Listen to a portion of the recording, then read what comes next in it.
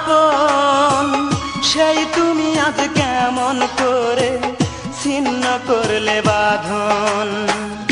অভিনয়টা ছিল দারুণ, অভিনয়টা ছিল দারুণ, তুলনা যার হয় না। আর কোনদিন বন্ধু তুমি আসবে না ফিরিয়া রে, আর কোনদিন বন্ধু তুমি আসবে না ফিরিয়া। লাল শাড়ি পরিয়া যাবে বধূ সেজে পরের ঘর